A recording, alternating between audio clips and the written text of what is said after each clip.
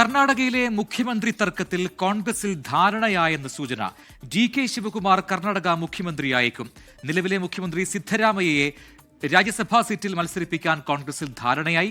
സിദ്ധരാമയ്യ രാജിവെച്ചേക്കും എന്നാണ് സൂചന. എന്നാൽ മുഖ്യമന്ത്രി ചർച്ചയുമായി ബന്ധപ്പെട്ട അഭ്യൂഹങ്ങൾ തള്ളിക്കൊണ്ടായിരുന്നു AICC ജനറൽ സെക്രട്ടറി KC വേണുഗോപാലിന്റെ പ്രതികരണം.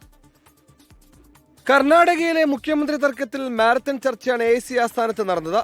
രാഹുൽ ഗാന്ധിയും കോൺഗ്രസ് അധ്യക്ഷൻ മല്ലികാർജ്ജുൻ ഖർഗെയും സിദ്ധരാമയ്യയുമായും DK ശിവകുമാറുമായും ഒന്നിച്ചും വെവ്വേറെയും ചർച്ചകൾ നടത്തി.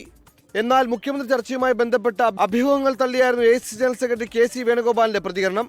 കർണാടകയിലെ രാജ്യസഭാ തദ്ദേശ തെരഞ്ഞെടുപ്പുകളുടെ കാര്യം മാത്രമാണ് ചർച്ചയായതെന്ന് KC Venugopal. Today entire discussion is only concentrated on coming Rajya Sabha elections and council elections of Karnataka. Whatever speculation you people are doing, that is only speculation, no reality at all. Today we discussed about the Rajya Sabha seats and the council seats of Karnataka. കർണാടകയിലെ മുഖ്യമന്ത്രി പദം DK ശിവകുമാറിനെ ഒഴിഞ്ഞു നൽകണമെന്ന് high command സിദ്ധരാമയ്യയോട് ആവശ്യപ്പെട്ടതായാണ് വിവരം. സിദ്ധരാമയ്യയെ രാജ്യസഭാ സീറ്റിലേക്ക് മത്സരിപ്പിക്കാനാണ് കോൺഗ്രസിൽ ധാരണ. 24 ഡൽഹി.